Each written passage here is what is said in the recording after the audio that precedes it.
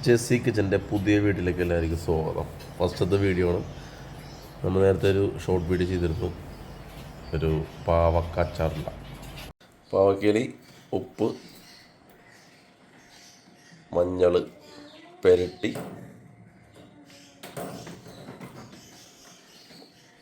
ഉണക്കാൻ വെക്കും. അപ്പോൾ മിക്സിങ് ചെയ്യണ പ്രോസസ്സാണ് ഇപ്പോൾ നടന്നിരിക്കുന്നത്.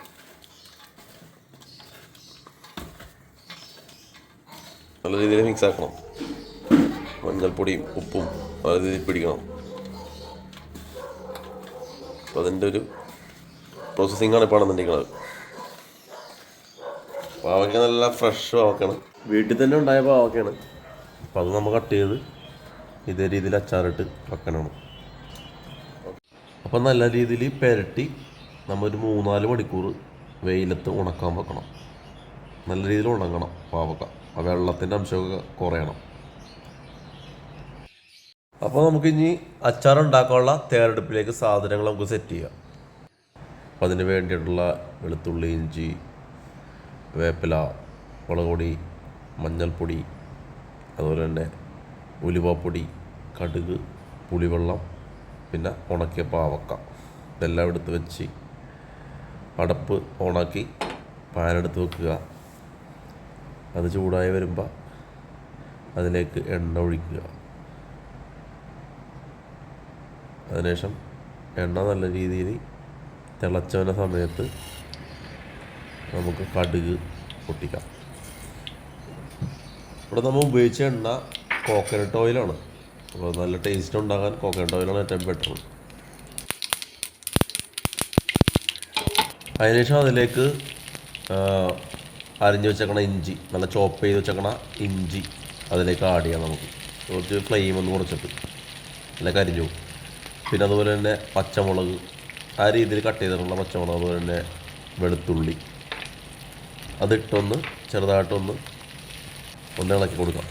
ചെറുതായിട്ടൊന്ന് പിടിക്കാതെ എല്ലാം ഒന്ന് മിക്സ് ആകാൻ വേണ്ടി ജസ്റ്റ് ഒന്ന് ഒരു സ്പൂണോട് ജസ്റ്റ് ഒന്ന് ഇളക്കാം. അതിനുശേഷം അതിലേക്ക് കറിവേപ്പില നമുക്ക് ആഡ് ചെയ്യാം. അപ്പോൾ അതൊന്ന് വാടി വരുമ്പോൾ ബാക്കിയുള്ള സ്പൈസസൊക്കെ നമുക്ക് ആഡ് ചെയ്യാൻ പറ്റും. അപ്പോൾ അതൊന്ന് ജസ്റ്റ് ഒന്ന് വഴറ്റുക.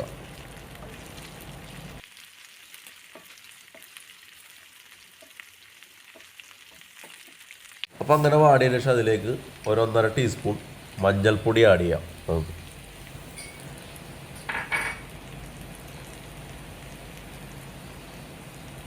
അതുപോലെ തന്നെ ഒരു 2 ടീസ്പൂൺ മുളക് പൊടി ആഡ് ചെയ്യാം. അപ്പോൾ അതൊന്നും എല്ലാ രീതിയിൽ ഒന്ന് ഇളക്കി യോജിപ്പിക്കുക. ലോ ഫ്ലെയിം ആക്കിയിട്ട് ഇളക്കി യോജിപ്പിക്കുക, അല്ലെങ്കിൽ കരിഞ്ഞു. ഈ ഒരു കണക്കിന് നല്ല രീതിയിൽ മിക്സ് ആക്കുക.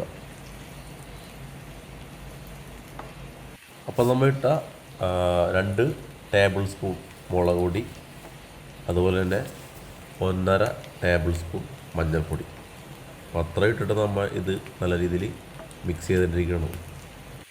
അതിനുശേഷം പുളിവെള്ളം, വളംപുളി വെള്ളമാണ് ഒന്നുകൂടെ എടുത്തേക്കുന്നത്. വളംപുളി വെള്ളം അതിലേക്ക് ഇട്ട് കൊടുക്കാം.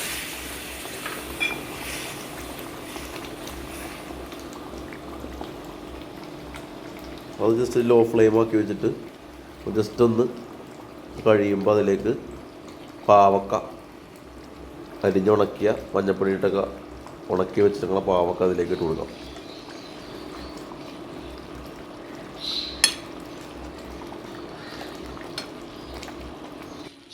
അതിനുശേഷം ഉലുവ പൊടിച്ചത് 1.5 ടേബിൾ സ്പൂൺ ഇട്ട് കൊടുക്കുക.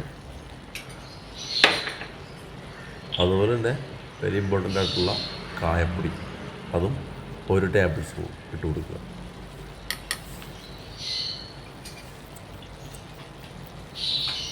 അതിനുശേഷം നല്ല രീതിയിൽ മിക്സ് ചെയ്യുക. എല്ലാ പൊടികളെല്ലാം പാവക്കയിൽ പിടിക്കാൻ വേണ്ടി നല്ല രീതിയിൽ ഈ കണക്കിൽ കണ്ട് മിക്സ് ചെയ്യുക. ഇപ്പോൾ ശ്രദ്ധിക്കേണ്ട വെച്ചാൽ ലോ ഫ്ലെയിം ആയിരിക്കും, അല്ലെങ്കിൽ എല്ലാം അടിക്ക് പിടിച്ച് കരിയാൻ ചാൻസ് ഉണ്ട്. അപ്പോൾ അത് ഇതേ രീതിയിൽ ലോ ഫ്ലെയിമിൽ തുറന്ന് വെച്ചിട്ട് ഇളക്കി മിക്സ് ചെയ്ത് വെക്കുക. അതിനുശേഷം അതിലേക്ക് ആവശ്യത്തിന് ഉപ്പ് ആഡ് ചെയ്യുക. അത് 20 മിനിറ്റ് കഴിഞ്ഞാൽ പാവക്ക അച്ചാർ റെഡി. അപ്പോൾ ഇത്ര സിമ്പിളാണ് പാവക്കച്ചാർ ഉണ്ടാക്കാൻ. അപ്പോൾ എല്ലാവരും വീട്ടിൽ ട്രൈ ചെയ്യുക. അതുപോലെ വീഡിയോ ഇഷ്ടപ്പെട്ടാൽ ലൈക്ക് ചെയ്യുക, സബ്സ്ക്രൈബ് ചെയ്യുക, കമൻറ്റ് രേഖപ്പെടുത്തുക. വീണ്ടും കാണാം നല്ലൊരു കുക്കിംഗ് വീഡിയോയുമായി. അതുവരെ എല്ലാവർക്കും ബൈ.